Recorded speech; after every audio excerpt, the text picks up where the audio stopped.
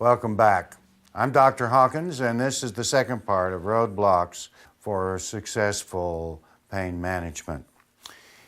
You know, following your thoughts and getting clear, making your thoughts, telling your brain the truth is so important in this program that I've elected to put a second session in for this particular part of pain management. Because our thoughts, particularly our old ones, the ones that we've had since childhood, the ones that we don't even think are very untrue, we think that they're so true that we don't even question them, seem to affect us so much. And we run into it because there's, as we talked about yesterday, is that there's always this commentary going on, kind of like the devil and the angel. They're always making some kind of comment about how you're doing. You know, mine are sitting here talking about how, am I making myself clear? Am I coming across? You're out there thinking of whether or not you're catching it, but we're always doing that.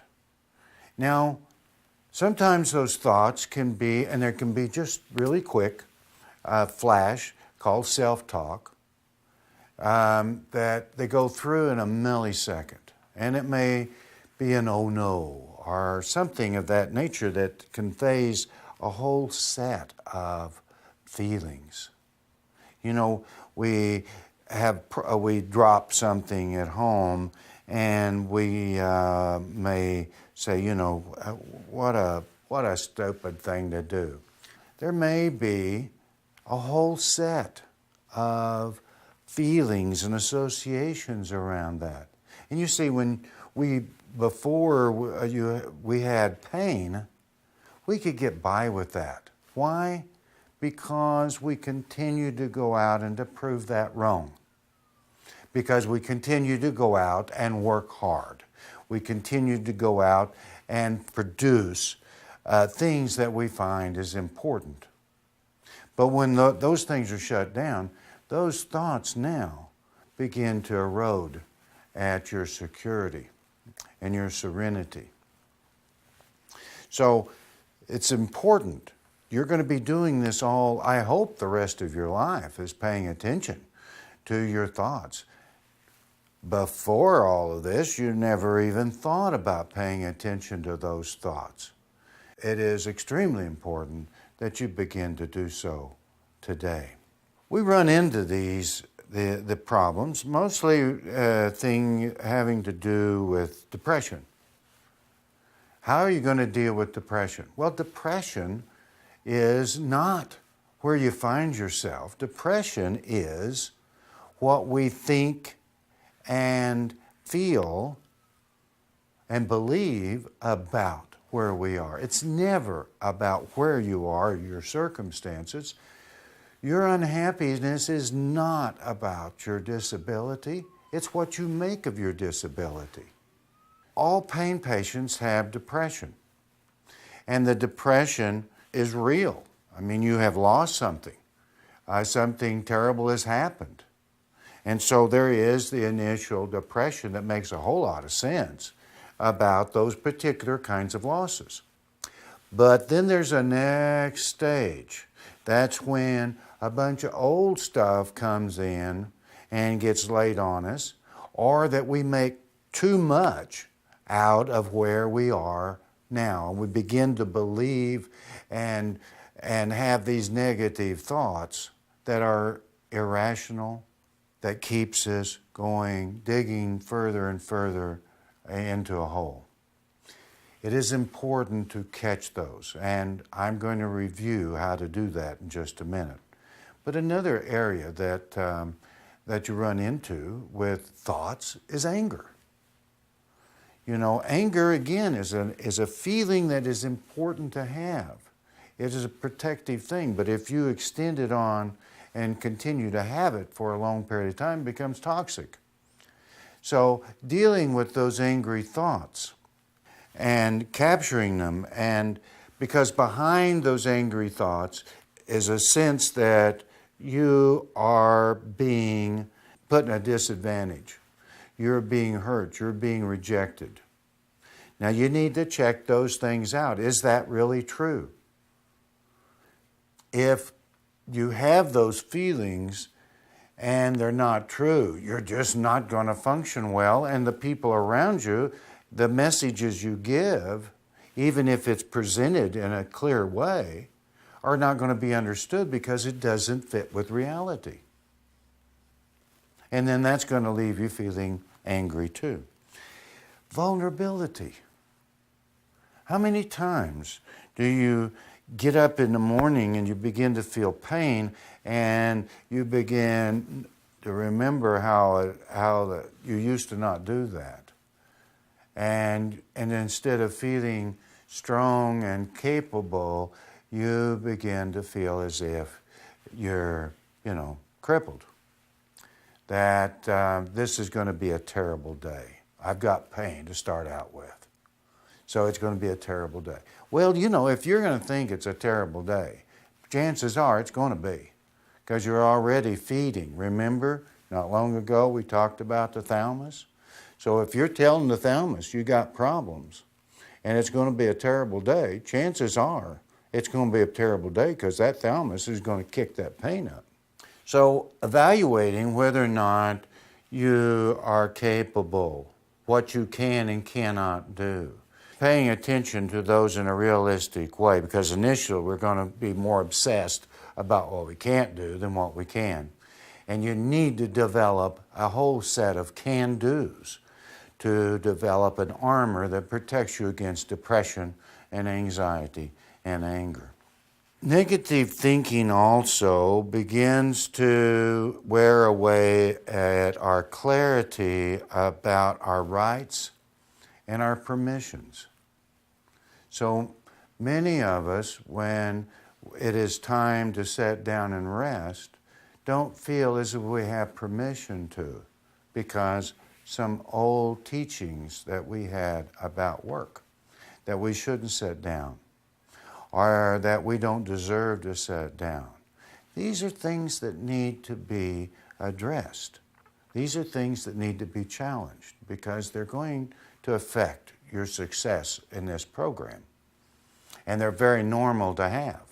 Self-doubts, if there is a disagreement in the family, maybe somebody in your family's had a terrible day and they come in and they say something about, well, if it wasn't, for you, or make comment about your medication.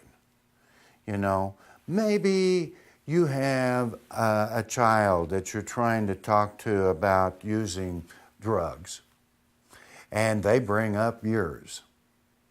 You need to be clear about that. And if you have some doubts, and if your mind is not clear and you don't have the facts about the medication you're taking, that is going to affect how you deal with your son, but also is going to affect you. And again, as far as pain management goes, that's going to affect your pain level. So your ability to defend yourself, your ability to use your natural and reasonable aggressions are going to be limited by negative thoughts. And natural and reasonable aggressions are the right to say no, the right not to allow anyone to put you down, the right not to stay anywhere where you put down, the right to promote your competence and declare your skills, the right to defend yourself, and the right to be exploratory, playful, and sexual. Now, your negative thinking prevents you from making a stand on some of those. It can stop you from being clear and being assertive, because you may feel as if some thought says, don't do that, it's going to hurt them, or don't do that, that's asking for too much. Many of us who have pain, who are doers, have a tendency to get, when we find ourselves getting angry, to shut down, because we were the ones who had to take care of people. And if you're having to take care of them, you can't be natural and you can't express your feelings because you're taking care of them. And so that kind of thought that you shouldn't do that or it's going to hurt somebody needs to be dealt with. Another area is in relationships. You're going to think whether or not you are still worthy of love, whether the person still desires you. Do they want to have you? Are they sorry they married you? These are the things that you really tell the brain the truth. You want not to have that on your plate. If you want to find out whether you are loved, just ask. Now, that's a hard thing for anyone to answer, is why do you love me? You know, when I work with marital couples, that's really the worst thing to ask them, because it leaves them in a lurch as to how to answer that, because a lot of it's emotional and not so conscious, you know, why we pick someone. So you've got to give them a little time. Ask the question. It's important. It's justified. Why are you still with me? Well, they'll go, well, I just love you. You know, well, what about it? What about me do you love? You need to have that specific. Give them time. Give them some days to pay attention. Don't push them. Don't make them defensive, because you need the correct answer. I have never, ever seen a couple split over pain. Some of these, as I said, some of these feelings you may feel is true, and you've had them so long. Let me share a personal story. About 2 or 3 years ago, my mother passed away, and in cleaning out her house, I got some report cards that she had saved of mine when I was in high school. Now, I may or may not have said it at some point along the way here that I was a dyslexic kid. I had difficulty reading. And so I had a sense, an incorrect, irrational idea that I wasn't that bright.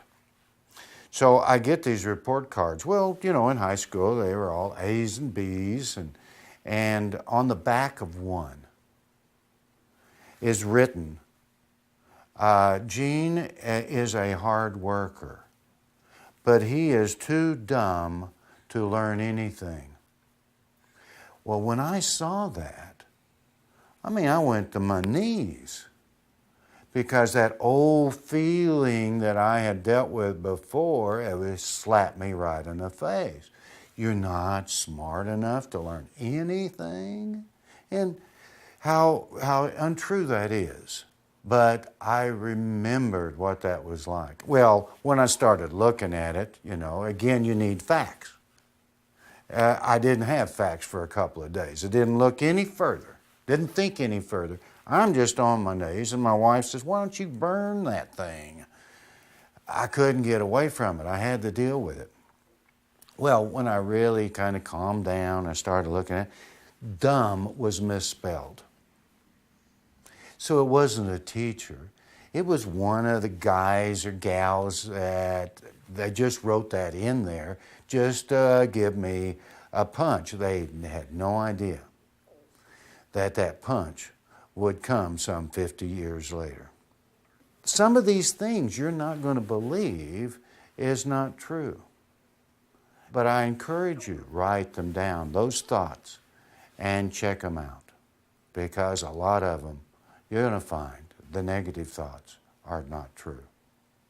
And they do affect you every single day. Now let's look at how to do that. Let's review that, because that's important. Now, you're going to see up here the chart, the SMART, what I call a SMART chart.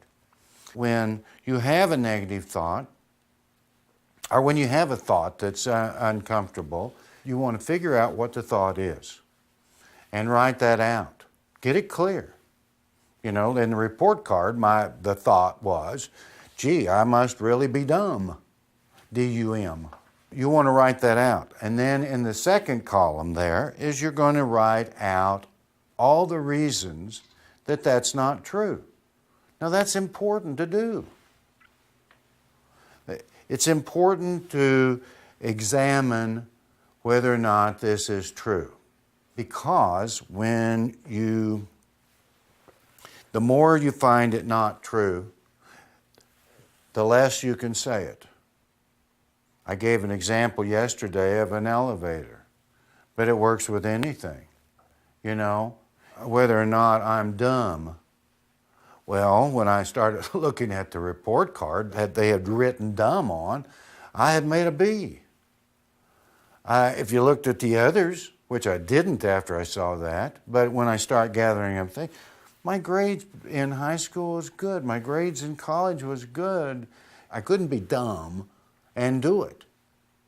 So if I wanted to follow through on this example, I would look at my grades, I would look at my accomplishments, I would look at things. Sure, there's some things that I don't know. There's many things that I do. And then if I study, there's some things I don't know that I haven't paid much attention to and I still don't know.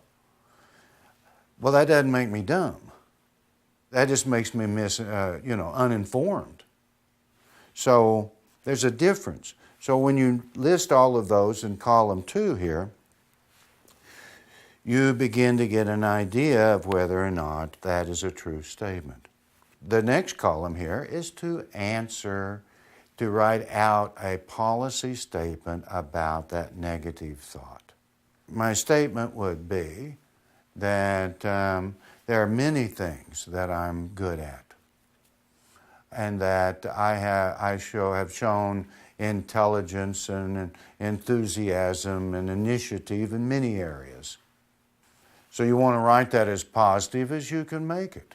When it is an old feeling, like this one is for me, you're going to put this up on your bathroom mirror so you can see it. Something I did about this very example. You're going to use this chart, I hope, for the rest of your life to move away from those negative thoughts. You know, moving away from such negative thoughts is really what maturing is all about. It's getting all that junk and out of our heads, and so that we can settle on the truth about ourselves and the world. Now, some of the things that affect us and continue to tell the thalamus that we've got problems is our worries. And you're going to see here the worry chart. And whatever the worry is, you're going to write it out. Sometimes you don't know. It's going to be a kind of a funky day.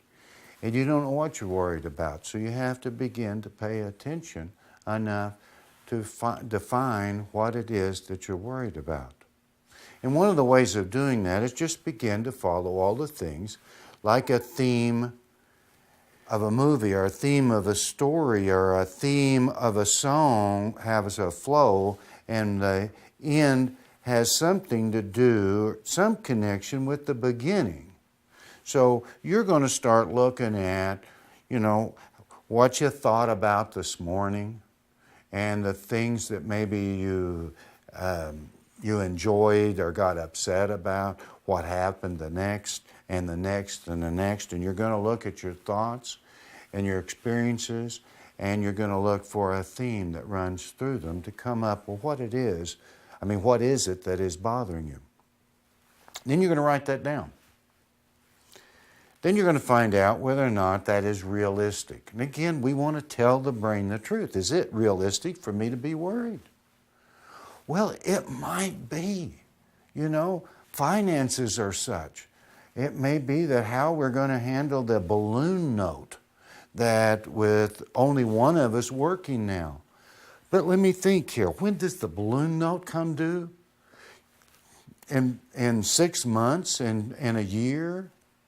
Well, maybe it's not time to worry about it and fret about it now, because worrying is constantly telling the brain you got problems. Telling the thalamus you got a problem. You don't want to do that unless you got a problem. So the worry chart is trying to calm that system down so you give the thalamus and the brain the correct answer. Tell them the truth. So is it realistic? Well, yeah, it is, but not now. Well, do you have any control over it? There's another thing. What do we have control over? We have control from here in. Anything else out here, we don't. So if it has to do with finances, how are you going to control a balloon note coming up? You can't. Now, you may decide that what you can do is begin to look at, I'm going to we're going to cut the cable TV off, or I'm not going to do this or not going to be as extravagant about that. We're going to watch the budget and begin to save. So you write a policy statement out. Now, the policy statement is there so that when that worry comes up in the middle of the night or at different times, you have a policy statement that you've already settled that. Remember, worries, whether it's at night or in the day, is like a search button on a radio that it keeps scanning and trying to find the best solution. Well, you already got the best solution. You've written it out in your policy statement so you can refer back to it. Keep the messages to your brain to be truthful. So you're not telling the brain you're in trouble when you're not. So keep your thoughts positive. Keep them real. Tell the brain the truth. And I'm telling you that I will see you next time. I'm Dr. Hawkins, and you can enjoy life again.